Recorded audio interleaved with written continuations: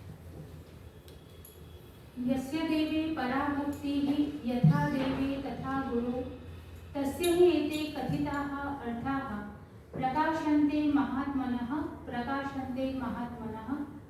नमस्ते સૌ ઉપસ્થિત મહાનુભાવોને પ્રણામ.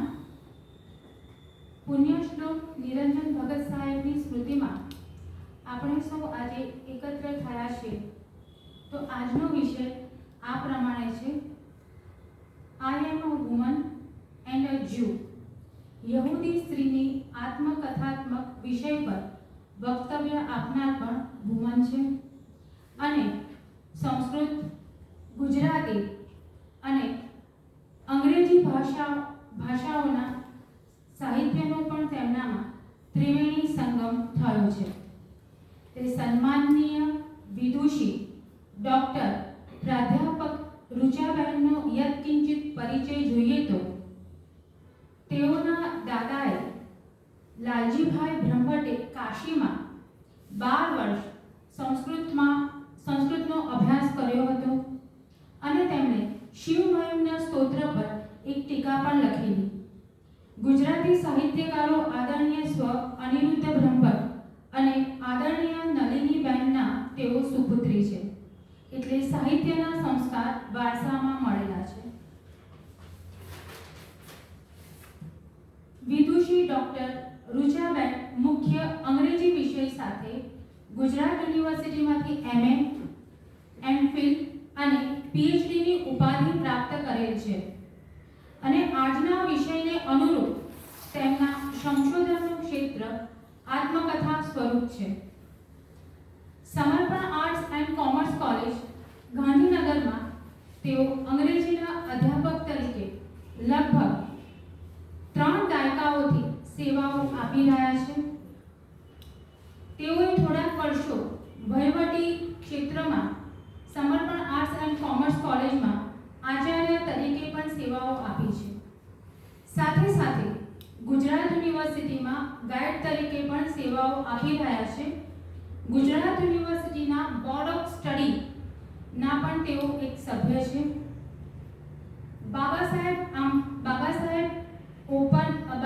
Ambedkar Open University, Pandit Deendayal Petroleum University, Gujarat Vidyapith અને ગુજરાત રાજ્ય પાઠ્યપુસ્તક મંડળ જેવી પ્રતિષ્ઠિત સંસ્થાઓ સાથે સંશોધન ક્ષેત્રે તજજ્ઞ તરીકે સેવાઓ આપે છે. રેડિયો આકાશવાણી પર બાળ કલાકાર તરીકે ડૉક્ટર રુચાબેને શરૂ કરેલી યાત્રા આજે 3 દાયકા પછી પણ અંગ્રેજી વાર્તાલાપોના રૂપમાં નિરંતર રહી છે. શબ્દરૂપી સરોવર એટલે ગુજરાતના સુપ્રસિદ્ધ સામયિક શબ્દસરના સંપાદક મંડળના પણ તેઓ સભ્ય છે. બાળ વાર્તા સંપાદનનું પુસ્તક, અનુવાદ અને સ્ત્રી લેખકો પર તેમનું અંગ્રેજી પુસ્તક એમ અલગ અલગ ક્ષેત્રના પુસ્તકો તેમજ સંશોધન લેખો આંતરરાષ્ટ્રીય કક્ષાએ પ્રકાશિત થયા છે. સંપ્રતિ જાપાનની ટોક્યો યુનિવર્સિટી સાથે તેમનો સંશોધન પ્રોજેક્ટ ચાલી રહ્યો છે, જેના ભાગરૂપે ટોક્યો અને કોબે યુનિવર્સિટીમાં તેમણે પ્રેઝન્ટેશન પણ આપ્યા છે. સ્ત્રીઓના પ્રશ્નોને વાચા આપતી સંસ્થાઓ સાથે જોડાયેલા ડૉક્ટર રુચાબેન આજે એક સ્ત્રીની સંવેદનાને વાચા આપનાર છે. તેમના સમૃદ્ધ વાङ्મય વ્યક્તિત્વનો માનવીય ચહેરો છે. તે હકીકત જણાવતા મને ગૌરવ અને આનંદ થાય છે.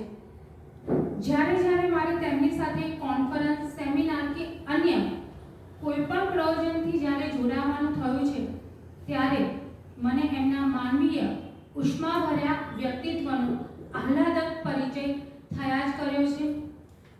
તો આજે આપણે આવા વિદુષી, સંવેદનશીલ ડૉક્ટર પ્રાધ્યાપક રુચાબેનના વક્તવ્યને તન્મયતાથી સાંભળીએ અને મને આ તક આપવા બદલ હું સૌ આયોજકોનો અને ડૉક્ટર રુચાબેન બ્રહ્મભટ્ટનો હું હૃદયપૂર્વક આભાર વ્યક્ત કરું છું. આભાર. સૌને વંદન અસ્તુ.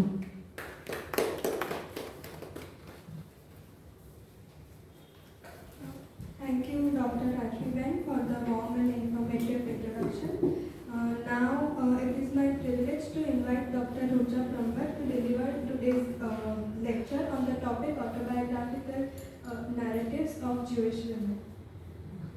Thank you, Ishita, and thank you, Raju. Comprehensive introduction. Very good evening to one and all present here, all the dignitaries. સૌ પ્રથમ તો હું ભગત સાહેબને નમન કરું છું.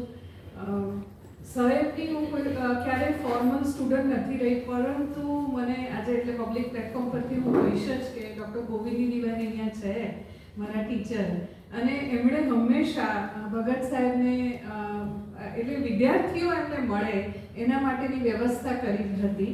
એટલે પર્સનલ ગેધરિંગ્સ અને એમાં ભગત સાહેબને સિરીઝ ઓફ લેક્ચર્સ, એટલે એ ટી.એસ. એલિયટ હોય, એ સાફો હોય, એ સોનેટનું ફોર્મ હોય, તો બંનેને નમન કરું છું. ભગત સાહેબને ગોવિંદીબેન આજે ખાસ આવ્યા છે તો બંનેને નમન કરું છું. રાજેન્દ્રભાઈનો ખૂબ આભાર માનું છું કે જ્યારે એમનો ફોન આવ્યો તો I was little bit nervous હા પાડવામાં, કારણ કે ધીસ ઇઝ સચ અ પ્રેસ્ટિજિયસ સિરીઝ ઓફ લેક્ચર્સ કે જેમાં હું ક્યાં ફિટ બેસીશ એ મોટો પ્રશ્ન હતો. પણ રાજેન્દ્રભાઈએ કહ્યું કે વી આર વેરી ઓપન, અને 2-3 ટોપિક્સ મેં મોકલ્યા, એમાંથી એમણે આ પસંદ કર્યો છે. તો હું રાજેન્દ્રભાઈનો પણ આભાર માનું છું કે topic which is very close to my heart એ એમણે પસંદ કર્યો. આજે જે ઉપસ્થિત મહાનુભાવો છે, જે ટ્રસ્ટના, આપ સૌને મારા વંદન. આજે જે સાહિત્ય પ્રેમીઓ છે, મિત્રો જે અહીંયા પધાર્યા છે, એ સૌને વંદન કરીને મારી વાત શરૂ કરું છું. ભૂલચૂક થાય તો માફ કરશો. આપ આ વીક નાતાલનું વીક છે, અને આપણે તો વસુધૈવ કુટુંબકમની જે આપણી સંસ્કૃતિ છે એમાં ક્રિસમસનો સમય ચાલી રહ્યો છે, અને Mother Mary who was a Jew, યહૂદી સ્ત્રી, ઈસુ ખ્રિસ્તનો જન્મ યહૂદી ઘરમાં થયો હતો. અને બહુ જ એક સંયોગ છે કે આ યહૂદી સ્ત્રીઓની વાતો કરવા માટેનો મોકો મને રાજેન્દ્રભાઈએ આપ્યો. રાજેન્દ્રભાઈ સાથે વાત થઈ ત્યારે મને કહ્યું કે ઘણા બધા લિટરરી ફોર્મ્સ, સાહિત્યના પ્રકારો વિશે વાત થઈ છે, પણ ઓટોબાયોગ્રાફી વિશે નથી થઈ. પણ સ્ત્રીઓ ઓટોબાયોગ્રાફી લખે છે ત્યારે એ ઓટોબાયોગ્રાફીઝ જે આપણે એક ટેલર મેડ જોનર, એટલે આમ એક જે પદ્ધતિસર એવી રીતે નથી લખતી. અને એની જે મજા છે એ આપણને આ લેક્ચરમાં, મેં લેક્ચરની સ્ક્રિપ્ટ મોકલી આપેલી છે, એટલે એ અવેલેબલ થશે વ્યાખ્યાન પછી આપીશું. હા, વ્યાખ્યાન પછી. વ્યાખ્યાનની મારી જે ગોઠવણી છે એવી એ રીતની છે કે થોડીક જ્યુઇશ હિસ્ટ્રી, મને ખ્યાલ છે કે અહીંયા જે વિદ્વાનો બેઠા છે એમને ખ્યાલ હશે જ, પણ જે નવી પેઢી છે એ ઇતિહાસથી, આપણે ત્યાં જે કદાચ હમણાં જ ગોવિંદીબેન કહેતા હતા કે ભગત સાહેબનો એક જ કમ્પ્લેન હતી કે ઇતિહાસને આપણે ચૂકી ગયા છીએ, અને એટલે થોડીક વાત ઇતિહાસની કરીશ, ઇતિહાસની, યહૂદી સ્ત્રીઓના લેખનના ઇતિહાસની, અને પછી આત્મકથાનક સાહિત્યની વાત કરીશ. તો મેં મારી જે સ્ક્રિપ્ટ છે એની શરૂઆત એ રીતે કરી છે, આપને મળશે ત્યારે, કે in the ancient Mesopotamian literary tradition, it is believed that the world's very first writer is said to have been a woman named Enheduanna. એક સ્ત્રી હતી, એના નામનો અર્થ થાય છે ઓર્નામેન્ટ ઓફ હેવન, એટલે સ્વર્ગનું શણગાર, એવી આ સ્ત્રી. અને એનો સમયગાળો એ 2300 વર્ષ બિફોર કોમન એરા, એટલે ઈસુ ખ્રિસ્તના જન્મ પહેલાં 2300 વર્ષ પહેલાં એન્હેડ્યુઆના થઈ ગયા, એટલે આજથી 4500 વર્ષ પહેલાં સુમેરના રાજાના દીકરી હતા. અને એમણે એમના જે આ ટેબ્લેટ્સ, આ જે ટેબ્લેટ્સ એટલે માટીની ઈંટો ઉપર કોતરેલા એમના 5 કાવ્યો છે. અને એ જે યુનિફોર્મ સ્ક્રિપ્ટ છે એ પ્રમાણે 150 લાઈનનું જે એક કાવ્ય છે એમાં એ નાના, નાના એટલે મૂન ગોડ, એની સેવામાં અમને મૂક્યા છે. જાણે કે પોતે એક રાજપુરોહિત છે, અને નાનાની દીકરી છે ઇનાના. ઇનાના એ પ્રિન્સેસ છે, અને she has a pigeon heart, એટલે કબૂતર જેવું હૃદય છે ને, રાજાને થાય છે કે દીકરીનું હૃદય આવું તો ના જ હોવું જોઈએ, એટલે એને કહે છે કે તું શીખવાડ મારી દીકરીને ને કવિતાઓ. એટલે હવે આ એન્હે ડ્યુઆના એનું તખલ્લુસ છે શું છે ખબર નથી, પણ વાત એ છે કે એણે પોતાની આ કાવ્યો નીચે પોતાનું નામ કોતર્યું છે. there are inscriptions, અને એટલે she is also considered to be the first poet of the world. એવું એટલે વેસ્ટર્ન વર્લ્ડ પહેલા જે પ્રથમ, કારણ કે નામ સાથે મળે છે. 1927માં ઉર જે સધર્ન પાર્ટ ઓફ ઇરાક છે ત્યાં એક્સકેવેશન કરતા આ ટેબ્લેટ્સ મળી આવ્યા છે.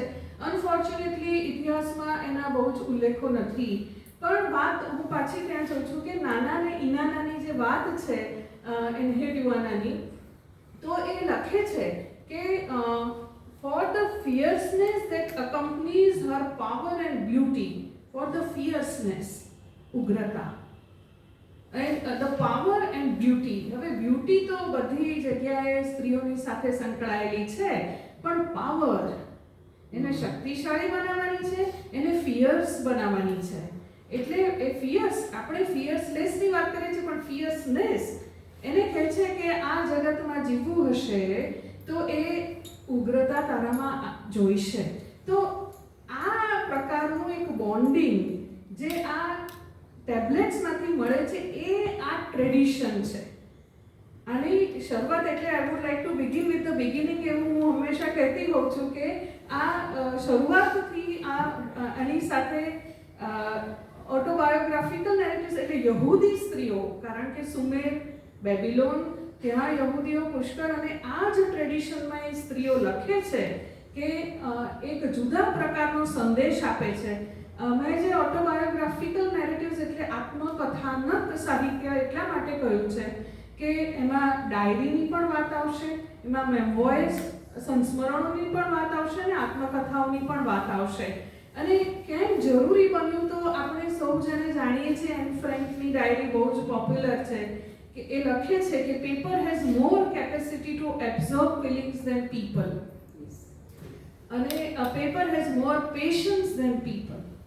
એ પેલું નેધરલેન્ડ્સમાં પિતા ઓટોના ઓફિસમાં છુપાયા છે નાઝી સૈનિકોથી બચીને, અને ત્યાં એને સાંભળવા વાળું કોઈ નથી, પેલી 13-14 વર્ષની બાળકીને, અને એને ખ્યાલ આવે છે કે પેપર, માય ડાયરી. અને આપણે સૌ જાણીએ છીએ કે ઐતિહાસિક ડોક્યુમેન્ટ એટલે ડાયરી શું કરી શકે, એનો ઉત્તમ નમૂનો એ એન ફ્રેન્કની ડાયરી છે.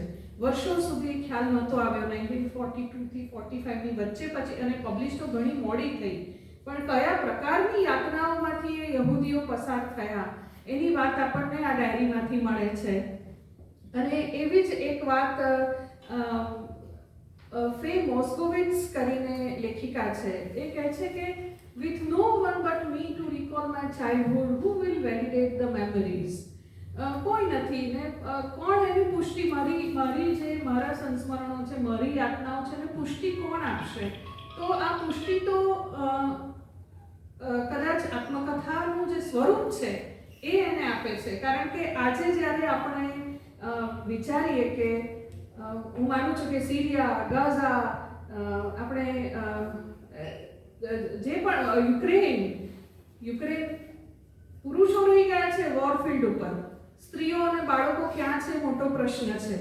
આવું જ કંઈક યહૂદીઓ સાથે થતું રહ્યું છે, અને કોણ છે એમની વાત સાંભળવા માટે એ પણ પ્રશ્ન છે. તો એટલે આ જે સાહિત્યનો પ્રકાર યહૂદી સ્ત્રીઓનું આત્મકથાનકો છે એ હું કહેતી હોઉં છું કે આ કોઈ પેલું વાળું સાહિત્ય નથી, પણ આ આહનું સાહિત્ય છે. અને મિર્ઝા ગાલિબ જેમ કહે છે ને કે આહ કો ચાહીએ એક ઉમ્ર અસર હોને તક, એકાદ સદી વીતે ત્યારે એ આહ લોકો સુધી પહોંચતી હોય છે કે આ ક્યાં. તો આટલી વાત કરીને I would like to take you to the history of Jewish people. Common history, I know the majority of you know about it, but still to recall that it began, they were exiled in 586 before Common Era, એટલે 700 to 300 before Common Era એ લોકોને they were expelled from Jerusalem to Babylon. એમને ત્યાંથી એમનું જે દેશ નિકાલ કરવામાં આવ્યા, તો એનો થોડા ઇન્ટરનેટ ઉપરથી પિક્ચર્સ લીધા છે કે ડ્રોઈંગ્સ છે કઈ રીતે એ વખતના જે બેબીલોનિયન કિંગ હતા નેબ્યુચડનેઝર, he destroyed the first temple in Jerusalem. એમનું જે દેવળ હતું એને તોડી પાડ્યું અને જ્યુઝને બેબીલોન તરફ જવું પડ્યું જેરુસલેમથી. સેકન્ડ મેજર જે એમનું ડિસ્પર્ઝન થયું એ that was in 70 common era, એટલે after the Christ of after the years of Christ's birth, 70 years, એમાં Jewish Roman wars થઈ અને એમાં મેજર એ લોકોનું ડિસ્પર્ઝન થયું. મિડલ ઇસ્ટ, યુરોપ, એ બધી જગ્યાએ એ લોકો ફેલાવા માંડ્યા બેબીલોન અને જેરુસલેમનો પ્રદેશ છોડીને. અને ત્યાર પછી મિડલ એજીસમાં, દેટ વોઝ ડ્યુરિંગ 1100 ટુ 1500, મધ્યકાળ દરમિયાન આપ જોઈ શકો છો કે આ જે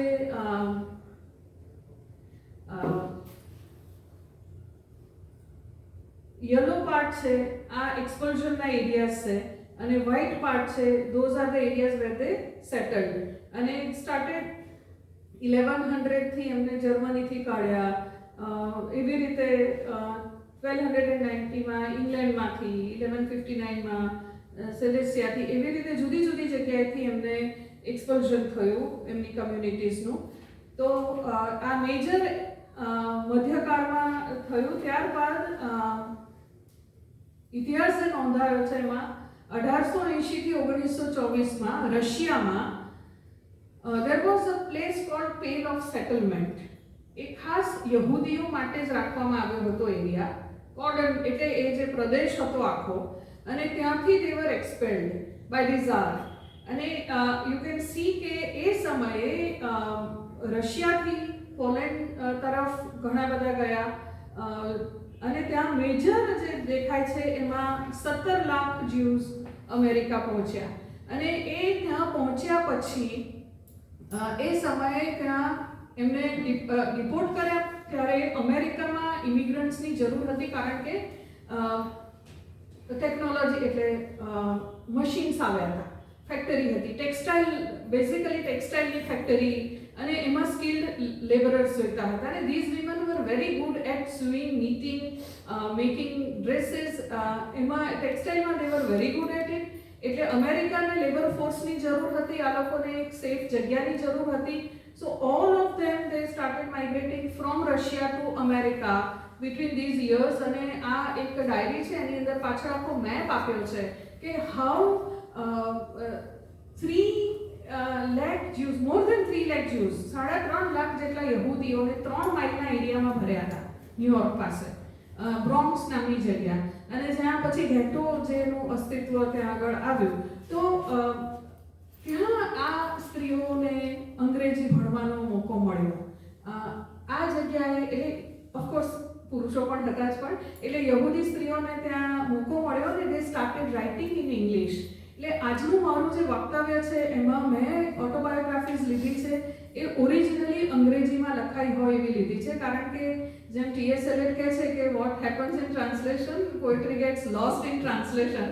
એમ મારે જોઈતું નહોતું કે એના કોઈ પણ એની કોઈ સેન્સિબિલિટી અથવા તો કંઈક એવા વાતો, એની સંવેદનાઓ ખોવાઈ જાય, એટલે ઓરિજિનલ ઇંગ્લિશમાં લખાયેલી ઓટોબાયોગ્રાફીઝ જ લીધી છે.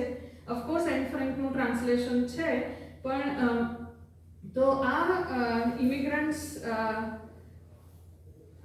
અને ત્યાર પછીનું જે major we all know is Holocaust. તો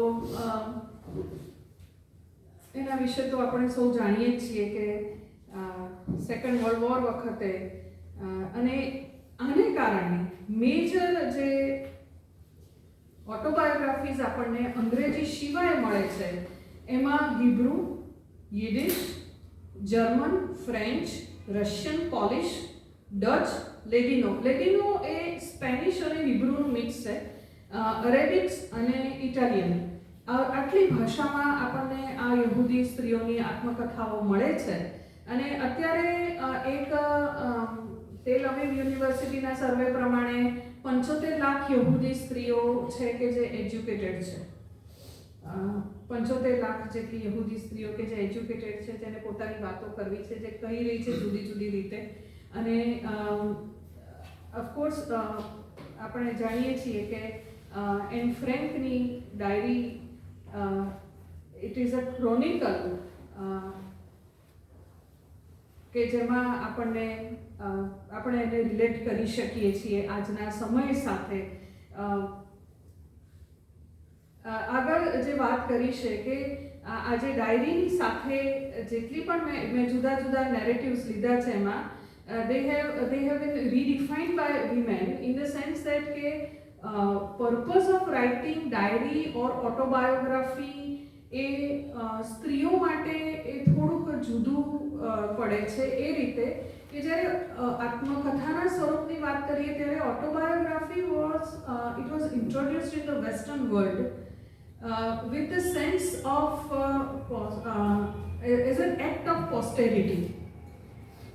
પોસ્ટેરિટી આપણે જાણીએ છીએ કે આપણી જે ફ્યુચર જનરેશન છે એના માટે હું કંઈક મૂકીને જઉં, એટલે એમાં એ આખો વેસ્ટર્ન આઈડિયા છે.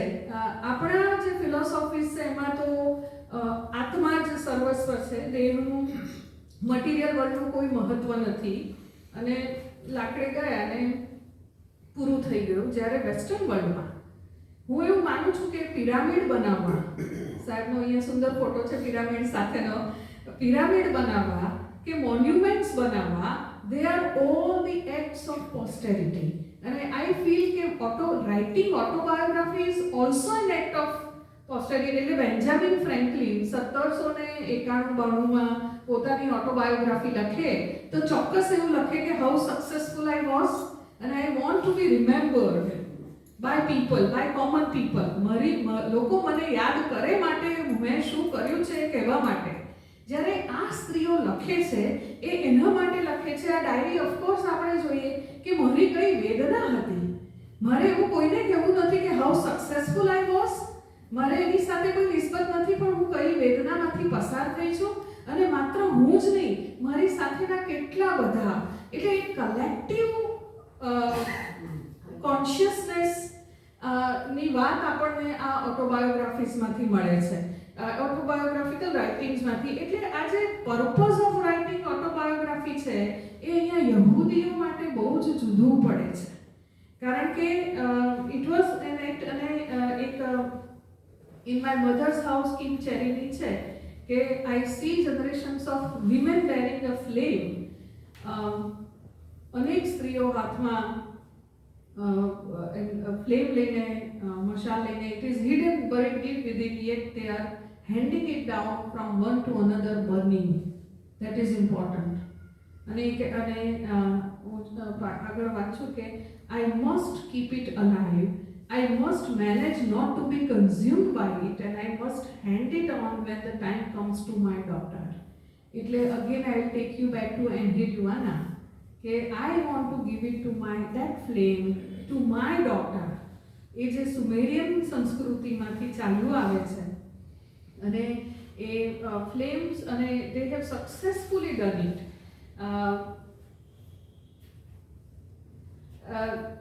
એની સાથે આ જે સ્ત્રીઓ છે અત્યારે અહીંયા મેં આ શબ્દ એટલા માટે મૂક્યો છે હિબ્રુ, આમ તો આગળ સમજાવવો જોઈએ, પણ એટલા માટે કે આ સ્ત્રીઓ એને માત્ર યાતના બાહ્ય જગતની નથી, ધાર્મિક યાતનાઓ કે ધર્મને કારણે પણ એમનું જે અસ્તિત્વ છે. અને હિબ્રુ શબ્દનો અર્થ જે થાય છે કે the one who comes from the other side, અન્ય સ્થળેથી આવેલી વ્યક્તિ એ હિબ્રુ. એટલે એના નામમાં જ અધરનેસ છે. તમે કોણ? તો ભાઈ બીજી બાજુથી આવું છું એ માણસ છું, એટલે હું તમારી સાથેનો નથી. એ જે અધરનેસ છે એને કારણે સ્ત્રીઓને એક જે ધર્મને કારણે થતી યાતના, બીજું પુરુષ પ્રધાન સમાજ, એ આખો એક જુદો જ એરિયા છે. એક આખું એક બ્રાન્ચ છે જ્યુઇશ ફેમિનિઝમ, એક આખી બ્રાન્ચ છે. કારણ કે વર્ષોના ડિસ્પ્લેસમેન્ટને કારણે એમને જુદી જુદી જગ્યાએ વિસ્થાપિત થવું પડ્યું. તો એને કારણે ત્યાં પુરુષો વધારે ને વધારે કદાચ સિક્યોરિટી પ્રોવાઈડ કરવા માટે એ સ્ત્રીઓને, એ બાળકીઓને બહુ જ કડક નિયમો, કારણ કે ફોરેન લેન્ડમાં જવાનું છે, જ્યાંથી પાછા ફરવાની કોઈ પોસિબિલિટી નથી, તો એના માટેના એટલા કડક નિયમો કે એની સામે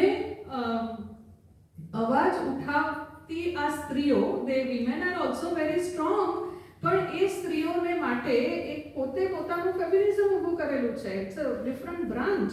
પણ વાત એ છે કે એમાં એ કહે છે કે ધર્મને નામે થયેલું દમન, પિતૃસત્તાક અથવા તો પુરુષ પ્રધાન સમાજને કારણે થયેલું દમન, અને એમાં પણ પાછું that Hebrew identity, other side, એટલે દેટ અધરનેસ, માર્જિનલાઇઝ, આ આઈડેન્ટિટી સાથે હું કોણ એ બહુ મોટો પ્રશ્ન એમની ઓટોબાયોગ્રાફીઝમાં. આપણા જેવું નથી કે પેલું હમ વાળી વાત, પણ આખું જુદું જ કે આ ભૌગોલિક પૃથ્વીમાં મારું કયું અસ્તિત્વ, એની વાત આ સ્ત્રીઓ કરે છે.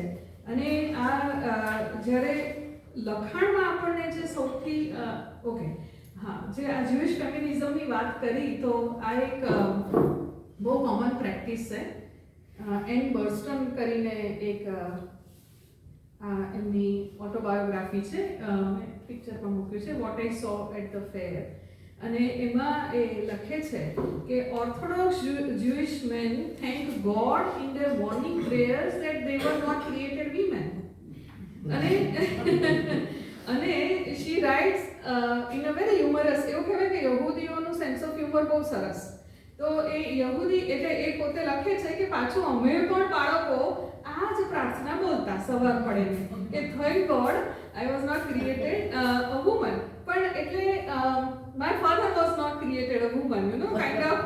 તો આવા પ્રકારની ઓર્થોડોક્સીમાંથી આ સ્ત્રીઓએ જે આપણને નેરેટિવ્સ આપ્યા છે, એમાં memoirs of Glückel of Hameln, it was a diary written in Yiddish which was published in 1719, અને એક જર્મન વિડોની વાત છે. પહેલું જે પ્રિન્ટેડ મળે છે નેરેટિવ એ આ મળે છે. અને ત્યાર પછી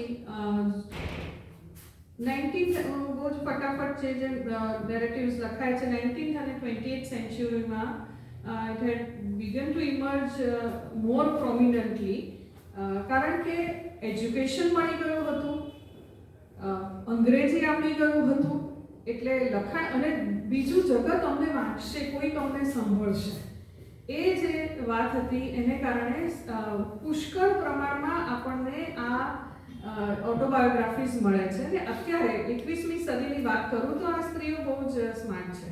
એમને ખબર છે કે સમય વર્તે સાવધાન, એટલે એમણે એમની ઓટોબાયોગ્રાફીઝ અત્યારે they have started writing in graphical narratives.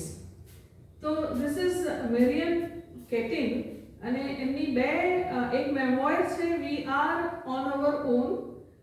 She is rather a Hungarian Jew who is right now in America, અને Letting It Go. તો એક મેં પેજ મૂક્યું છે અહીંયા આગળ. હવેની જનરેશન છે એ બ્લેક એન્ડ વ્હાઇટમાં વાંચવાનું ઓછું પસંદ કરે છે એવી એમને ખબર પડી ગઈ છે. એટલે ગ્રાફિકલ રાઇટિંગ્સમાં અહીંયા આગળ આ જ વાત છે કે ભાઈ someone police father has been killed, he was shot dead in front of the hospital helping to bring in the wounded, he worked in the Russian embassy, they say the revolutionaries did not trust him. આ જે વાત છે આ એને memory છે, આપણને ખ્યાલ આવે છે કારણ કે બ્લેક એન્ડ વ્હાઇટમાં છે. અને આ સ્ત્રી ક્યાં છે તો રસોડામાં કામ કરી રહી છે.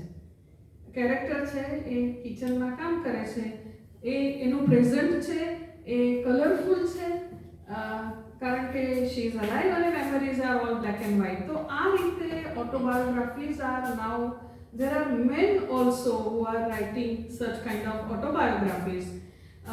તો આ એક મેં તમને થોડીક વાત એ કરી કે આવી રીતે એક જર્ની શરૂ થઈ છે વિમેનની, જે ડાયરીથી શરૂ કરીને અત્યાર સુધીની ફોર્મ ઓફ ડાયરીથી ગ્રાફિકલ ડાયરીઝ અથવા ઓટોબાયોગ્રાફીઝ. 20મી સદીમાં જે ઓટોબાયોગ્રાફીઝ લખાય એમાં એક મોટો પ્રશ્ન એ હતો કે એ સમયની સ્ત્રીઓ પોતાની વેદનાઓની વાત બહુ જ કરતી નથી, અને એને હું એક રૂપક સાથે જોડવા માંગુ છું કે એક વોવન તોરા, જે એમનું તોરા એ યહૂદીઓનું ધર્મગ્રંથ છે, એમાં બુક ઓફ જેનેસિસમાં એક વાત છે કે but his wife look back from behind him and she became a pillar of salt.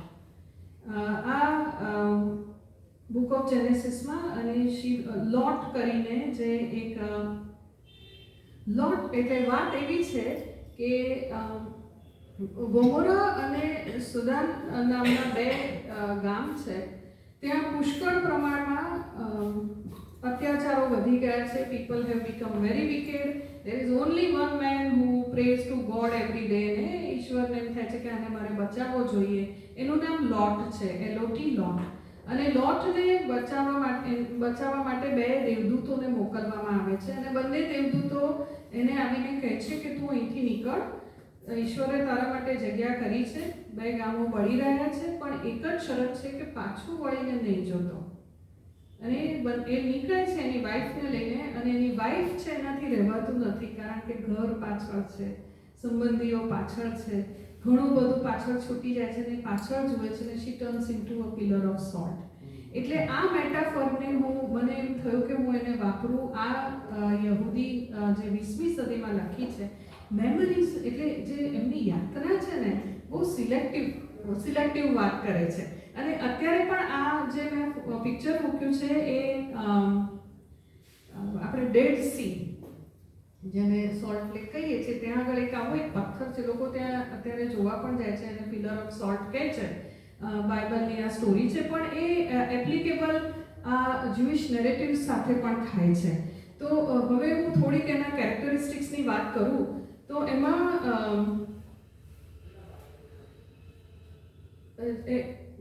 Popular સ્ટાઇલમાં જે રીતે આત્મકથા લખાય છે એ રીતે નથી લખાતી. મેમરી, ટ્રોમા, આઈડેન્ટિટીની વાત તો મેં કરી.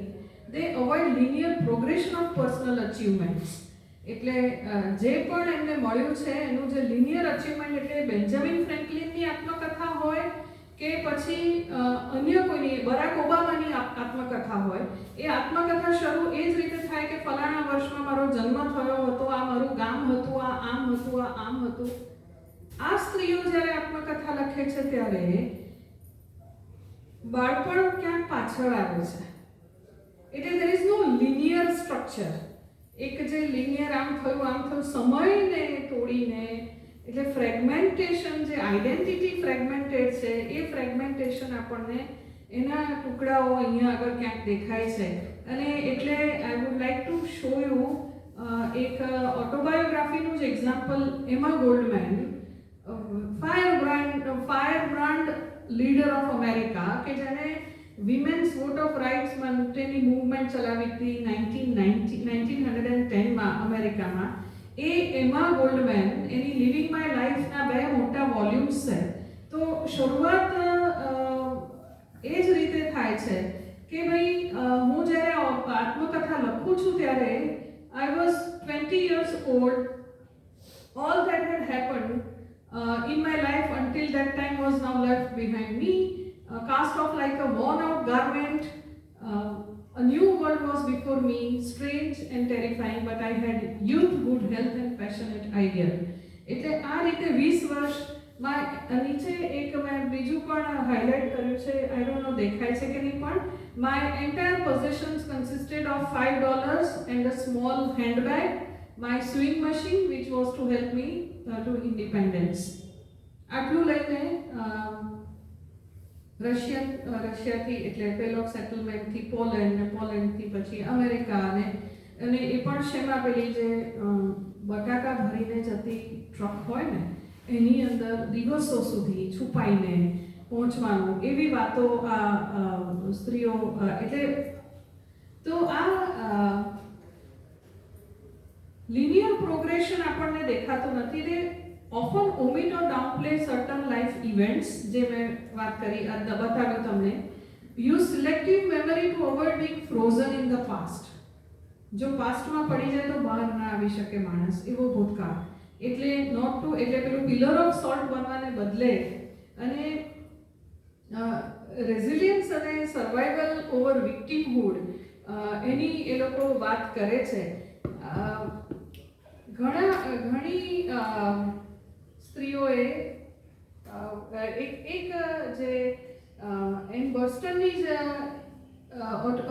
ઓટોબાયોગ્રાફી છે રબાઈ ઓન ધ 47th સ્ટ્રીટ, એમાં એ લખે છે કે એની ગ્રાન્ડ મધર એ લોકો અમેરિકા આવ્યા છે બધા આવી રીતે ક્યાંકથી, અને ઉંમર મોટી છે પણ સ્કૂલે તો જવું જ પડે, અને શાળામાં જાય છે ત્યાં મોટી છે બીજા કરતાં એટલે એને પેલી બોયઝની ટીમમાં સ્પોર્ટ્સમાં મૂકી દે છે, અને એમાં સ્પોર્ટ્સમાં બોયઝની સાથે એને રમવાનું. તો ઓફકોર્સ બિંગ અ વુમન એટલે ફિમેલ બોડી એના પોતાના અમુક રિસ્ટ્રિક્શન્સ હોય, તો એ ઘરે આવીને કમ્પ્લેન કરે છે કે એની દાદી એને બોલાવે છે અને કહે છે કે જો બેટા આ તો ગ્રાઉન્ડ છે એટલે આમાં તો હરાય, એમાં કંઈ વાંધો નથી, હારી જવાનું. પણ જીવનમાં એટલું યાદ રાખજે કે આ જે હર્ડલ્સ છે ને હર્ડલ ગેમમાં, આ હર્ડલ્સ એ પિતૃ સત્તાક સમાજે ઊભા કરેલા હર્ડલ્સ છે, અને સર્વાઈવ થવું હોય તો આપણી હાઈટ મુજબના ના હોય તો નીચેથી નીકળી જવું અથવા બાજુમાંથી જતા રહેવું.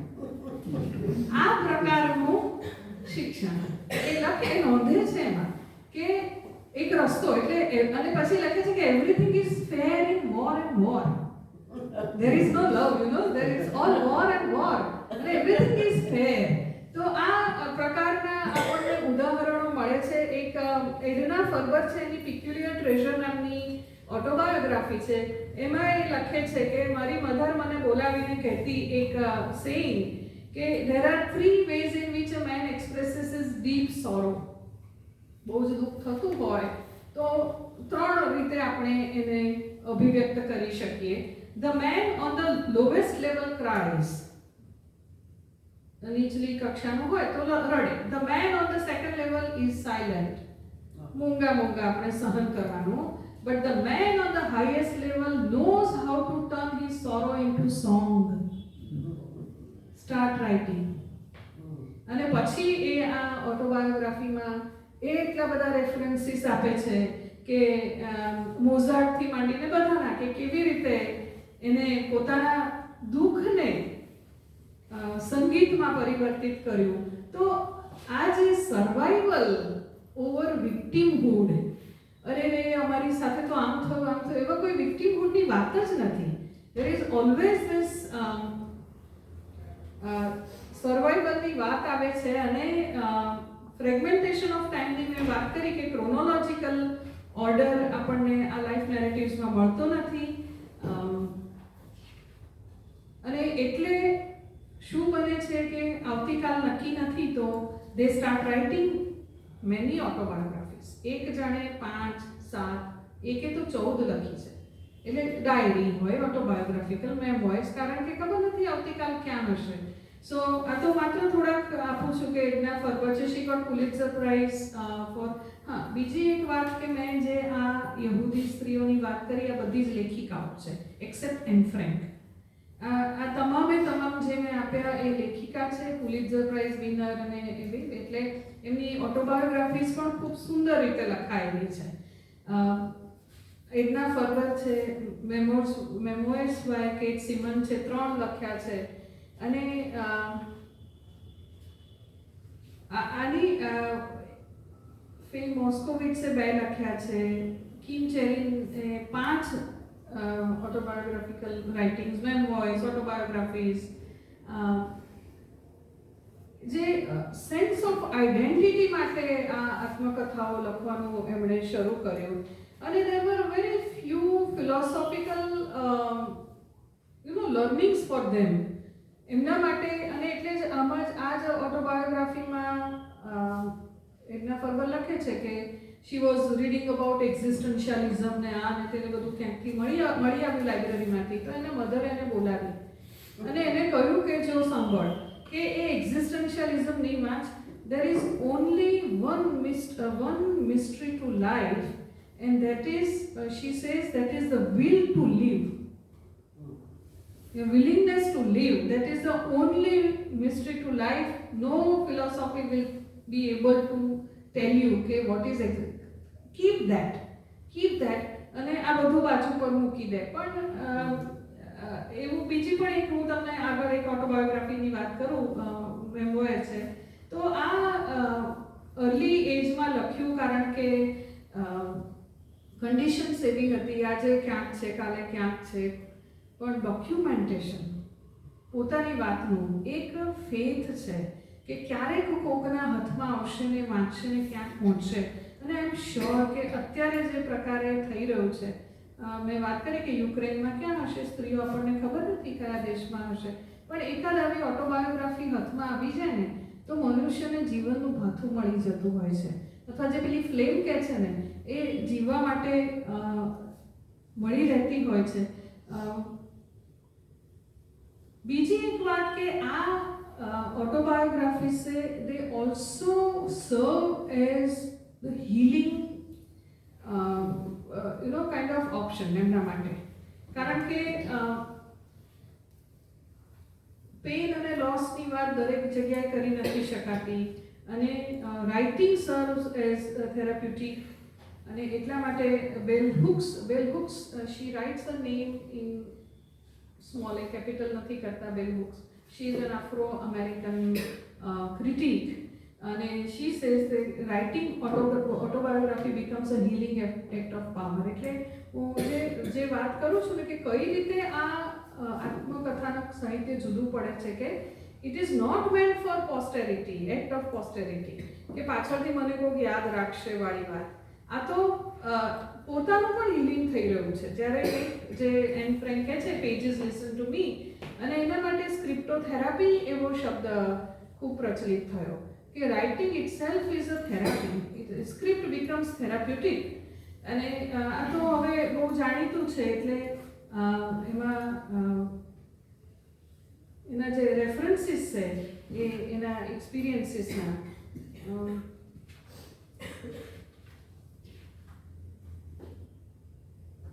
અને જે બીજી એક વાત કે મેમરી, જ્યારે પણ આત્મકથાનક સાહિત્ય આવે છે ત્યારે memory plays a vital role. કારણ કે ઇતિહાસ is very political. History is very political. And I don't say that these are also apolitical. These are also political autobiographies. પણ એમાં જે મેમરી છે એની એક જુદા પ્રકારની આપણને ફ્લેવર મળે છે. કારણ કે મેં કહ્યું એમ સિલેક્ટિવ પેસેજીસ એમાં આપણને મળે છે. અને ઝકોર એવું કહે છે લોકો. બે ક્રિટિક્સ છે, સ્વાર્ટ્સ અને વોલ્ફ, એવું કહે છે કે our foremothers have been lost, our women's lives, accomplishments and struggles buried under millennia of patriarchy. Unearthing our history, the total of our personal and collective memories is integral to the transformation of our identities as Jewish women. So it is only that personal and collective memory through which they have built upon their identity. It's these are the usable pasts. અને જે T.S. Eliot કહે છે કે our present is nothing but the pastness of our past. જે tradition and individual ટેલેન્ટમાં એવી રીતે એ લોકો પણ કહે છે કે જે પણ છીએ અત્યારે બધું, અને ઇટ્સ અ યુઝેબલ પાસ્ટ. અમારો જે પાસ્ટ છે અને વી નો કે સો બીજી એક પોઈન્ટ મારે વાત કરવો હતો કે ડાયસ્પોરા આ જ્યુઝની સાથે સંકળાયેલો શબ્દ છે. અત્યારે ઘણું બધું ડાયસ્પોરિક રાઇટિંગ્સ, ડાયસ્પોરા સેન્ટર્સ, પણ ફર્સ્ટ ડાયસ્પોરા જે બેબીલોનની મેં વાત કરી ત્યાંથી ડિસ્પર્ઝન થયું, એ ડાયસ્પોરા અને અત્યારના ડાયસ્પોરા વચ્ચે બહુ જ મોટો ડિફરન્સ છે. એટલે this was a forced diaspora. અને એટલા માટે એને ક્લાસિકલ ડાયસ્પોરા પણ કહેવામાં આવે છે. આ એટલા માટે હું વાત કરું છું કે મોટે ભાગે લોકો જ્યારે સ્ટુડન્ટ્સ ડાયસ્પોરા ઉપર કામ કરે અથવા લખે તો વાત એક જ હોય કે યહૂદીઓથી શરૂ થયું અને આમ થયું, પણ યહૂદીઓનું ડાયસ્પોરા એ જુદું જ ડાયસ્પોરા છે. અને અત્યારનું diaspora it's a voluntary diaspora. મને ઈચ્છા થઈને હું અમેરિકા જઈને વસીને, હું કેનેડા જઈને વસીને પછી મને પેલું nostalgic memories of my country, ઓહો મારો તો સોનાની ચીડિયાનો દેશવાળી વાત, એવું અહીંયા ક્યાંય છે જ નહીં. Because these are the people without nation, these are the people without having root somewhere, in search of nation, in search of citizenship, in search of ground. એટલે એમના જે રૂટ્સ છે અથવા તો એમના જે રૂટ્સ છે, એમના જે માર્ગો છે, એમાં ક્યાંય કશું નોસ્ટાલ્જિક છે જ નહીં. અને પેલું ફ્રોઝન ઇન ધ પાસ્ટવાળી વાત જોઈતી જ નથી. એટલે આ જે ડાયસ્પોરિક રાઇટિંગ છે, આ લોકો ડાયસ્પોરા જ છે, શરૂઆત ત્યાંથી જ થઈ. પણ હવે એમને એ કહેવાનું બહુ ગમતું નથી. કહેવાય તો છે પણ કારણ કે એમનું એટલે મેં એવું લખ્યું છે કે nostalgia is considered a luxury for them, કે વાહ કોઈક જગ્યાએ કંઈક સારું બન્યું હતું, એવી વાત તો ક્યાંય જોવા નથી મળતી. તો એમને આ રીતે પણ ઓલ્ડ વર્લ્ડ અને ન્યૂ વર્લ્ડ એ બે વચ્ચેનું બ્રિજિંગ કરવાનું, તો શેના પર કરવાનું, કઈ મેમરીઝ લેવાની, કઈ રીતે આઈડેન્ટિટી ફોર્મેશન કરવાનું, આ બધી જ વાતો આ આત્મકથાઓમાં આપણને જોવા મળે છે. અને એની એક વાત કરીશ, આ જ ઝિપોરા ફિલ્ડમેન જેની ડાયરીની મેં એ લખે છે કે my favourite tense is present tense. મને પાસ્ટ ટેન્સ ભણવો ગમતો નથી, મને ફ્યુચર ટેન્સ ભણવો ગમતો નથી. અને એ પોતાની ફર્સ્ટ પર્સન નેરેશનમાં લખી છે 2 વર્ષ માટે, when she was 12 years old. અને એક હું જરાક ઝડપથી તમને કહી દઉં, પછી સ્ક્રિપ્ટ મળશે ત્યારે યુ કેન રીડ. મારી પાસે સમય વાંધો નથી કારણ કે સો she writes કે Mama gave me the diary before we left Zarica, Russia, and I am writing in Yiddish, but I swear on the blessed memory of my grandmother, Joe, on the blessed memory of my grandmother, that a year from now I shall be writing in English. And a staunch-headed, this girl could write in English.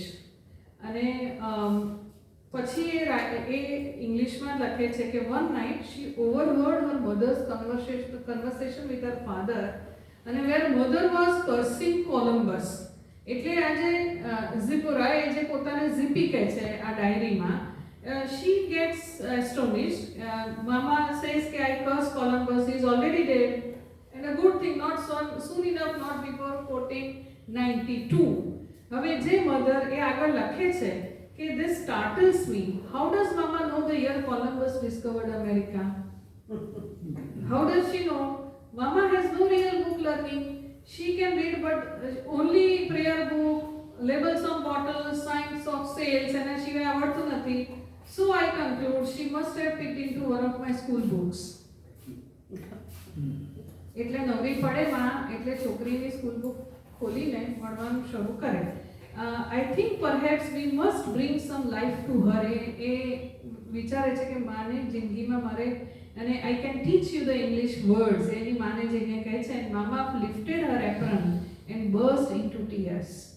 એટલે એક language empowering act છે. Learning English is એટલે this is how. અને બીજી એક ઓટોબાયોગ્રાફીમાં પણ આ જ એક સીન છે કે જેમાં 13 વર્ષનો દીકરો થાય યહૂદી કુટુંબમાં, એને એક સેરેમની થાય અને એને એનું રિલિજિયસ ટીચિંગ શરૂ થાય, એટલે તોરા ભણાવવાનું શરૂ થાય. અને 13 વર્ષની દીકરીને it is a time period કે when she starts her menstruation. તો એ વખતે માં એને ખૂણામાં લઈ જઈને લાફો મારે. It is very common practice among Jewish women. એટલે it was a common practice. હવે નથી, કારણ કે હવે એજ્યુકેશન આવ્યું. એટલા માટે કે ભાઈ નાવ આ વસ્તુ, so that feeling guilty of the body, you know, already એક ગિલ્ટ તો છે જ કે યહૂદી ઘરમાં પેદા થયા છીએ, આ ધર્મ આવા લોકો, હિબ્રુ, અને એમાંય પાછું એક લાફો પડે 13મા વર્ષે. તો એ તો જે ફિલિંગ ઓફ ગિલ્ટ, તો એક ઓટોબાયોગ્રાફી છે, આઈ કાન્ટ રિકલેક્ટ ધ નેમ, પણ હું કદાચ મારી સ્ક્રિપ્ટમાં લખેલું છે મેં. તો એમાં બે બહેનો નક્કી કરે છે કે માએ તો ભલે લાફો માર્યો, હવે આપણે અમેરિકામાં આવી ગયા છે, અહીંયા કોઈ કોઈને લાફો મારતું નથી. પેલા 13 વર્ષના દીકરાનું જ્યારે લર્નિંગ શરૂ થાય છે ત્યારે એને પેલું મધ ચટાડે, એક honey, drops of honey on the tongue of the 13-year-old boy.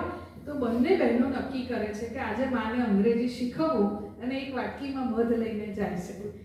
So these are some of the incidents કે જેનાથી આપણને ખબર પડે છે કે કેવી રીતે these women have not only as mothers but as daughters they have survived together. અને એ લખે છે 1903 માં she writes, I am writing in English, this coming to Feldman, I spent all Sunday morning cutting, કારણ કે ઘરમાં માં પેલું cutting ને સ્વિંગ કરે છે. First collars for the uniforms for mama's uptown job and then pictures of Marie Curie. એની પાસે એક રોલ મોડલ આવે છે. I stick them on the wall above my bed with Taylor's tape. ટેલરની tape છે એનાથી મેરી ક્યુરીનું. It's very symbolic કે મેરી ક્યુરીના જેની પાસે કંઈ જ નથી, એને એવું જ બીજી એક છે પ્રોમિસ્ડ લેન્ડ, જે 1912માં પબ્લિશ થયેલી અંગ્રેજીની સૌથી પહેલી યહૂદી સ્ત્રીની જે આ ઓટોબાયોગ્રાફી છે. આપણને ખ્યાલ આવે છે કે એનું જે અહીંયા મેં પિક્ચર મૂક્યું છે તો એમાં ફ્લેમ છે જે યહૂદીઓનું. અને ઇટ ઇઝ આ વાત છે બે રીતે, ટેક્સ્ટ અને ટેક્સટાઇલ, અને લેબર અને લિટરસી. અમેરિકામાં પહોંચી તો ગયા છે પણ ટેક્સટાઇલનો ધંધો એટલે એમાં લેબરર તરીકે જવાનું. અને એની સાથે સાથે એક ટેક્સ્ટ લખાય છે, મેરી અને ફ્રીડા. મેરીનું નામ તો કંઈક જુદું છે, મારિયાસ્કા કે એવું કંઈક છે, પણ પછી જ્યુઇશ આઈડેન્ટિટી તો ખબર પડવી ના જોઈએ એટલે મેરી નામ કરી દે છે. એની બહેન છે ફ્રીડા. હવે મેરીને તો ભણવા, એ નાની છે એટલે ભણવા મૂકે છે, પણ એના ખર્ચા કાઢવા માટે ફ્રીડાને ફેક્ટરીમાં જવું પડે છે. અને એ ફેક્ટરી છે ને વેડિંગ ગાઉન બનાવવાની ફેક્ટરી છે. તો ઘણી વખત ફ્રીડા રાત્રે મોડી આવે છે, અને ગ્રાન્ડમધર એક દિવસ એને બોલાવીને કહે છે કે તારો છૂટવાનો સમય તો આ છે, આટલા વાગે ફેક્ટરી બંધ થઈ જાય છે, તું બોલ ક્યાં જાય છે. અને એક દિવસ એ મેરી માટે ગ્રેજ્યુએશનનું ગાઉન લઈને આવે છે. રાઈટ, સો ઇટ ઇઝ સચ અ સિમ્બોલિક એક્ટ જે એની વાત કરે છે કે એ જે પેલું અંદર એક ફ્લેમ છે કે વેડિંગ ગાઉન તો ઇટ્સ ફોર ઓલ, પણ પેલી ભણે છે એના માટેનો ગ્રેજ્યુએશનનો ગાઉન એ તૈયાર કરીને લઈ આવે છે. અને આ જ મેરી એન્ફિન પણ લખે છે કે I can never forget for a bed, okay, but I want to forget, sometimes I long to forget. ઘણું બધું ભૂલી જવું છે. I think I have thoroughly assimilated my past, I have done its bidding. જો આ આત્મકથાઓમાં જે ભાષા છે ને, સ્ત્રીઓની ભાષા છે. મેં મારા પાસ્ટનું બિડિંગ કરી નાખ્યું. બિડિંગ એટલે બહેનો પોતાના પહેલા જે દુપટ્ટા અને સાડીઓનું બિડિંગ કરે ને, કે જ્યાંથી પછી છેડા ના નીકળવા જોઈએ, એવું બિડિંગ કરી નાખ્યું. And I want now to be of today. It is painful to be consciously of two worlds. The wandering Jew in me seeks forgetfulness. માફ કર્યા. I am not afraid to live on and on if only I do not have to remember too much. અને એ કહે છે કે અમે જે સ્ત્રીઓ છીએ આ 20મી સદીની, we are the strands of the cable that binds the old and the new. આવી જ રીતે ઘણી સ્ત્રીઓની વાત છે. આમ વુમન એન્ડ ધ જ્યુ, એમાં ગોલ્ડમેનની. હવે તો આ સ્ત્રીઓ ફેમિનિસ્ટ પર્સપેક્ટિવથી લખે છે. કેટ સિમોન, ફે મોસ્કોવિટ્સની વાત કરી. ભાષાને આઈડેન્ટિટીની પણ વાત પુષ્કળ આવે છે કે ભાષા અલ્ટિમેટલી આઈડેન્ટિટીનું ક્રિએશન તો લેંગ્વેજથી જ થાય છે. તો એ લેંગ્વેજનું વાત Eva Hoffman, Lost in Translation, life in a new language. She was a Hungarian Jew deported from Hungary to Canada and Canada to America. એટલે ડબલ માઇગ્રેશન થાય છે એનું. અને એ કહે છે કે ઓટોબાયોગ્રાફીમાં એને થોડી કમ્પ્લેન્ટ્સ પણ છે કે my parents never talk about past. કારણ કે that sense of frozen in the past એટલે એ કહે છે કે it's a modernist nihilism. She comes up with her own philosophy. It is a homegrown version of existentialism, a philosophy born of the war. જેને યુદ્ધમાં સહન કર્યું છે એ જ નિહિલિઝમ, મોડર્નિસ્ટ નિહિલિઝમ એ જ સમજી શકે. અને my father almost never mentions the war. Dignity for him is silence, sometimes too much silence. How will I ever pin down the reality of what happened to my parents? I come from the war. It is my true origin. And then she starts writing. So the new writers, જે 20મી સદીની શરૂઆત અથવા 80 વર્ષ 90 વર્ષ સુધી લખ્યું નહોતું, હવેના જે યહૂદી સ્ત્રીઓ છે તે લખે છે. અને I suffer from certain syndrome because I was fed on stories of war. અને એને મેટાફોરિકલી એક વિઝન બાબા યોગા એટલે એક પેલો એક ઘરડો ચહેરો અને half grand mother, half which, કારણ કે that is how the Jews were portrayed over everywhere. એટલે એક બાળકના મન પર કેવી છાપ હોય કે યહૂદી કેવા, તો પેલા હોરર લુકિંગ ફેસ. અને પછી એ કહે છે કે when she came to America she made groups of people who were non-Jewish friends. અને Jews are human the way other people are human, એવું એને realization થાય છે. Anti-Semitism is a darkness of mind. And she notes that I gradually come to understand that it is a matter of honor to affirm my Jewishness. એટલે જે identity ક્રાઇસિસની વાત છે કે અધરનેસ, જે અધર હોવાપણું અને એમાંથી પોતાની સ્વીકાર અને સેન્સ ઓફ બિલોંગિંગ એ બહુ મોટી વાત છે. 1948 પછી ઇઝરાયલનું અસ્તિત્વ આવ્યું ને સેન્સ ઓફ બિલોંગિંગ અત્યારે આપણને હવે દેખાય છે. પણ એ પહેલાંના લખાણોમાં એક હવે હું બહુ જ આમાં વાંચતી નથી, પણ એક કમ્પેરિઝન મેં કર્યું હતું કે Alfred Kazin is a very well known English critic who happens to be a Jew, અને એ પોતાની મા વિશે લખે છે કે she would have found life meaningless without work. માં આખો દિવસ ઘરમાં કામ કરતી, કિચનમાં કામ કરતી. અને એની સામે વિવિયન ગોર્નિક ફિયર્સ અટેચમેન્ટ નામની ઓટોબાયોગ્રાફીમાં લખે છે કે my mother, I know that she has been working 24/7 in the house, but there is emptiness of a woman's life, that bothers her. એટલે મારે એવું બતાવવું હતું કે when a boy looks at his mother and when a girl looks at her mother, there is a difference. એટલે I don't know એમાંથી કોણ સારું, એની આપણે કોઈ જજમેન્ટલ નથી થતી, પણ બંનેનો જોવાનો નજરિયો જુદો જુદો હોય છે, બંનેનું પર્સ્પેક્ટિવ જુદું હોય છે. અને વિવિયન ગોર્નિકને એવું લાગે છે કે there is so much of emptiness in my mother's life, અને that has been very common among these women. એટલે આપણે જ્યારે ઓટોબાયોગ્રાફીઝ વાંચીએ, હવે અત્યાર સુધી મેં વાત કરી કે એન્હે દિવાનાથી મેં શરૂઆત કરી કે બહુ જ પેલી ફિયર્સનેસ વાળી daughter, power, beautiful, mother is like, daughter's are also teaching English two their mother વગેરે વગેરે. પણ there is one syndrome called metrophobia.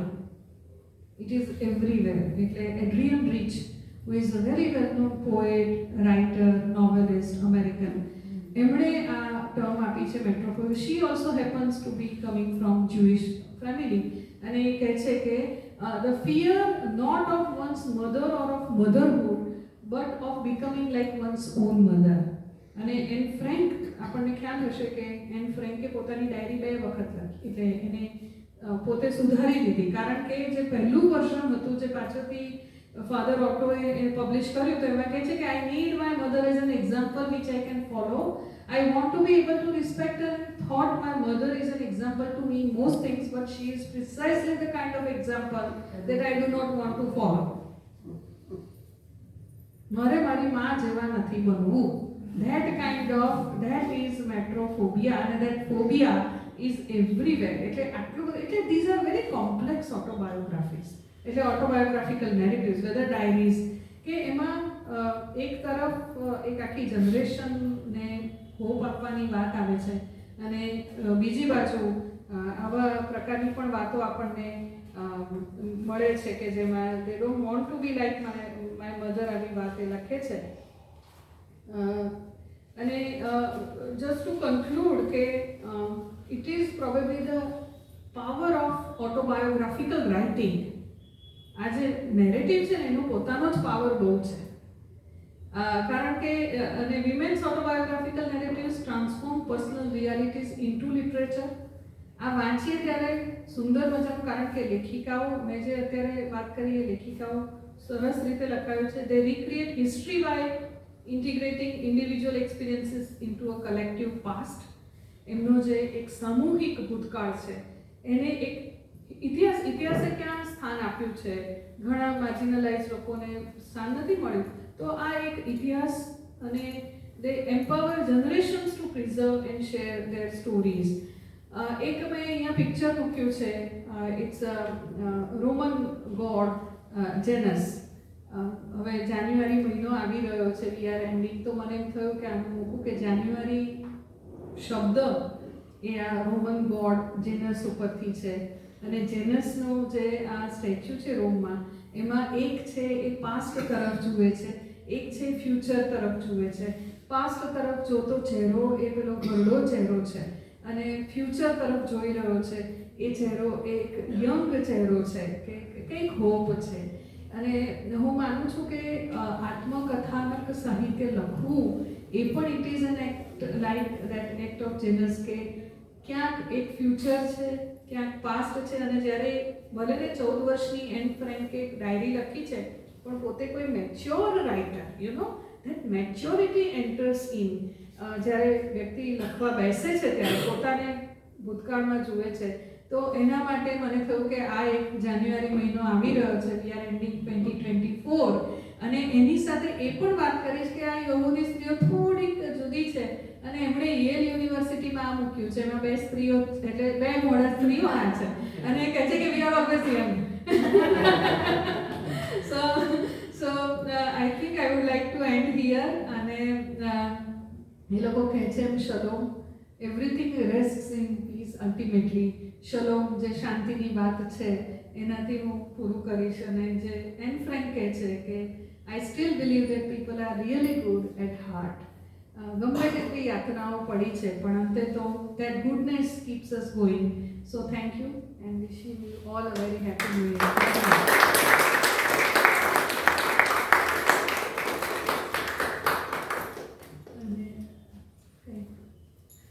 અને આ પીપીટી બનાવવામાં Ishita has help me.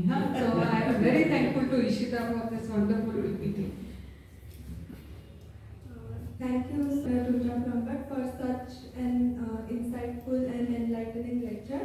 Your insights into the autobiographical narratives of Jewish women were truly thought-provoking and has given us a lot to reflect on. With that, the stage is now open for question and answer session. I encourage everyone to participate and share your questions or thoughts with Dr. Rucha Brahmbhatt. I'm sure women must be having some questions, you know. And I'm very thankful to all the men for listening so patiently, you know. કારણ કે આ યહૂદી સ્ત્રીઓ તો કહે છે કે અમે તો વર્ષોથી ગાઈએ છીએ, પણ અમને કદી પિતૃસત્તાક સમાજના કાન મળ્યા નથી સાંભળવા. તો સો થેન્ક યુ. અને આઈ એમ ગ્રેટફુલ ટુ રાજેન્દ્રભાઈ ફોર ચૂઝિંગ ધીસ ટોપિક. મારો બીજો જે ટોપિક હતો it was absolutely different from this, મેં જે એમને મોકલ્યો હતો, પણ એમણે કહ્યું કે ના તું વાત કરતો. સો થેન્કફુલ ટુ હિમ, કારણ કે આવી વાતો એટલું લર્નેડ ઓડિયન્સ છે, તો મને પણ This is a very fresh subject, very fresh topic, very little has been heard about it. અને સાંભળવા મળતું પણ બહુ ઓછું હોય છે. Yes, sir. It's a brilliant community, no doubt about it. One of the smallest community perhaps in the world, but with a great contribution to culture, science, and all the desirable faculties of life. Very true. અને તે છતાં એમની વાત સૌથી ઓછી થતી હોય છે. Very true. અને જ્યાં થતી હોય છે ત્યાં બધાને શેક્સપિયરનો જીવ યાદ આવે છે. એટલે એક બહુ કોન્ટ્રાસ્ટિંગ વસ્તુ છે કે સચ અ બ્રિલિયન્ટ કમ્યુનિટી કદાચ ખોટો શબ્દ છે પણ સચ બ્રિલિયન્ટ પીપલ યસ એટલે એમનો પ્રોબ્લેમ આ જ છે સર કે એમના નામની આગળ ધર્મ લાગી ગયો છે. બીજે બધે આપણે જઈએ ને તો ધારો કે આપણે કોઈ ઇન્ડિયન અમેરિકન, આફ્રિકન અમેરિકન, એટલે કેનેડિયન, પણ આમના નામની આગળ જ જ્યુઇશ કેનેડિયન, જ્યુઇશ અમેરિકન, કારણ કે દેશ નહોતો. પણ એમને પણ એક પસંદ છે. I think they are quite, one would not say fanatic, Yeah. but they are quite proud of their religion. Right now, yes. પણ એ પહેલેથી જ હશે ને હશે. આટલા hundreds of years and yet to wanting to go back to their homeland. Yes, absolutely. એ કેટલામાં હોઈ શકે? Yes, absolutely. અને એ પછીનો પણ એમનો જે આખો અપ્રોચ રહ્યો છે, perhaps not the best approach from the point of humanitarian point of view, rather hawkish approach. Yes. That's all one can say. This is all because of their own history. Yes, it's a fierceness. Yeah. અને એટલે Goldman, when she was the first president of Israel, right? Correct. And so that was there. તમે જે વાત કરો છો એ હતું છે લોકોમાં કે very strong women, કદાચ એને કારણે બાળકો પણ, કારણ કે આટલા બધા I think Jewish women are quite strong. I think even in a household, people Yes. who have had Jewish friends, they have found them at personal levels. I am talking Yes. about. yes In their own way, they domineered the men, although obstacles, એટલે પેલું કહે છે ને obstacles. હા, એટલે એ in their own way, પછી ભલે એમના ઉપર ઘણા નિયંત્રણો હોય, Yes. but એ તમે બહુ સરસ રીતે કહ્યું કે ઓબ્સ્ટેકલ્સ હોય તો એની નીચેથી એ નીકળી જવું કે બાજુમાંથી નીકળી જવું. કોઈ ધર્મ આવું શીખવી શકે? આ જો કે ધર્મનો તો માં શીખવતી નામ હતી. શીખવે છે કારણ કે સર્વાઈવલ અગત્યનું છે ને, બધું પછી આવે છે. will to live. Will to live.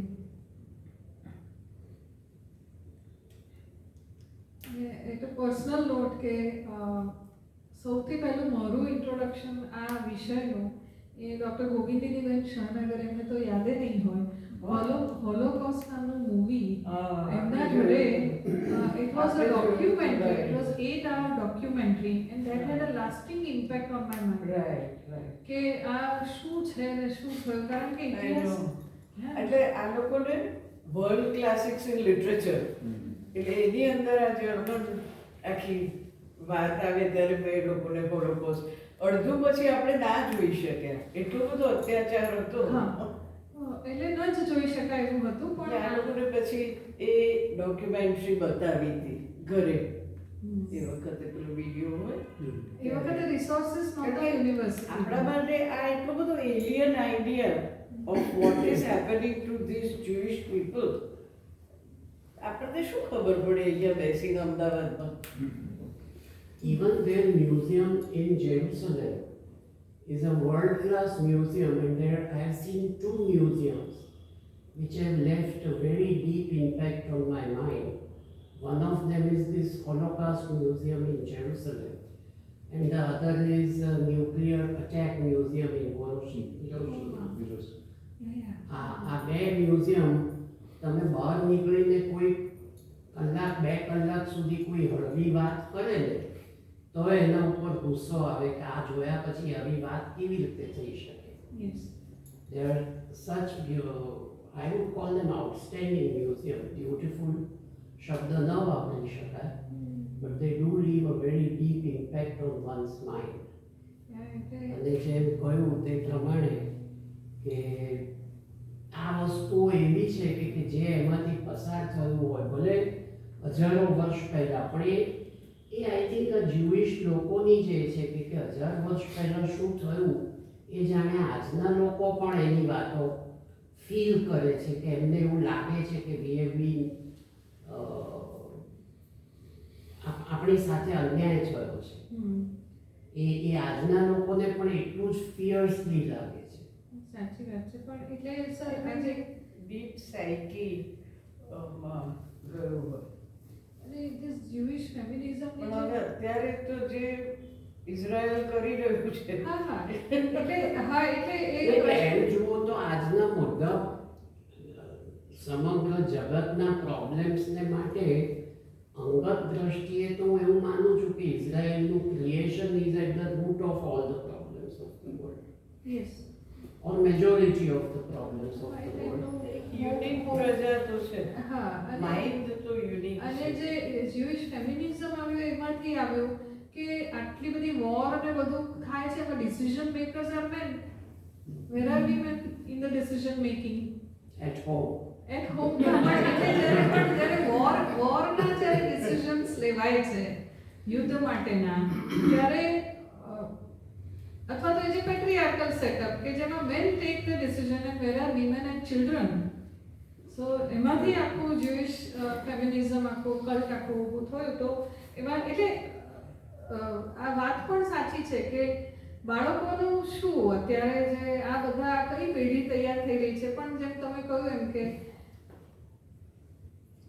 જે પેઢી આ જ્યુઇશ પ્રજાના મનમાં આ સદીઓનો અન્યાય એનું આજે રિવેન્જ લેવા રિવેન્જ જ શબ્દ કહેવાય એ લોકો તૈયાર છે. To come what may we will stand on our own and we shall protect our identity, we'll protect our country at any cost. પછી એમાં હ્યુમેનિટેરિયન વેલ્યુઝને બાજુ પર મૂકવી પડે તો અમે તૈયાર છીએ.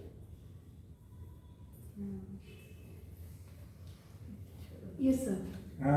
જ્યુઇશ વુમન મેન કરતાં ઘણું લાંબુ જીવે છે, Yes. એટલે એમને ઘણો વખત મળે છે અને એને લીધે આ લોકો વધારે લખી શકે છે. કઈ વાત છે? કારણ કે એ લોકો ભણેલા છે, પહેલાં એમને દબાઈ દેવામાં આવેલા હોય છે એટલે એ લોકો નથી, પણ જ્યારે એમના પતિ ગુજરી જાય છે એટલે એમને ફ્રીડમ મળે છે અને એ લોકો આ વાત સાચી છે. તમે ઘણું લાંબુ જીવે છે. આજે જ્યુઇશ મેન છે 70 વર્ષે ગુજરી ગયા, પેલા લોકો 90-95 વર્ષે જીવે છે. અને બીજું એમની પાસે ફાઇનાન્શિયલ રિસોર્સિસ છે કારણ કે એમના પતિ ખૂબ પૈસા મૂકીને ગયા. હા એ છે કે they are very good businessman. હા એ તો છે, they are very good business. એટલે એ ગુજરાતીઓની હંમેશા યહૂદીઓ સાથે તુલના થતી રહી છે કે વેપાર કરવા. એમાં જૈનની સાથે જુઓને જૈન સાથે કમ્પેર કરી શકતા. પણ સર એવા પણ ઇન્સિડન્ટ્સ છે કે પતિનું મૃત્યુ થયું હોય તો પણ મોટી ઉંમરે સ્ત્રીને ફરી પરણાવી દીધી. કઈ વાત છે? એવા પણ ઘણા ઇન્સિડન્ટ્સ છે. આ જે પહેલી જર્મન વિડોની બતાવી લુકેલની, એનું પણ એવું જ થયું હતું કે એને પછી તરત બીજું એનો લગ્ન કરાવી દીધું, પણ એને 7 વોલ્યુમમાં એની ઓટોબાયોગ્રાફી લખી છે અને 14 બાળકો એના.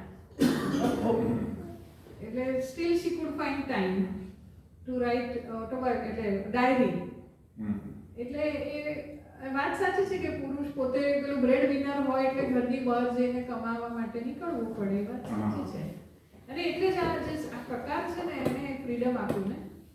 આ જે આત્મકથાના સાહિત્ય છે, ભણતર આવ્યું એની સાથે આ સાહિત્યના પ્રકારે એમને આ ફ્રીડમ આપ્યું. પણ હવે તો વુમન ખૂબ ભણે છે ને, જ્યુઇશ વુમન ઘણું ભણે છે. ઘણું ભણે છે. હા, બુદ્ધિશાળી ખૂબ હોય છે. ન્યૂટનથી માંડીને આઇન્સ્ટાઈનથી માંડીને બધું જે સરે વાત કરી કે સાયન્સથી માંડીને બધામાં both field science and culture એ તો પહેલી નજરે ચડે, એ સિવાય પણ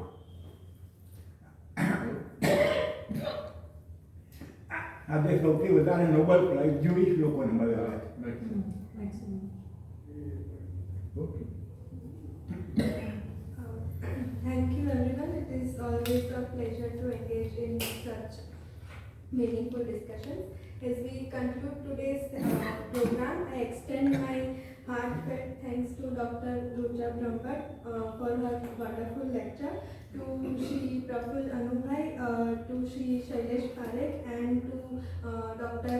Rajvi Oza for their contributions, and to all of you for joining us this evening. Let us continue to honor the legacy of Shri Bhagat Sahib through such events. Thank you and have a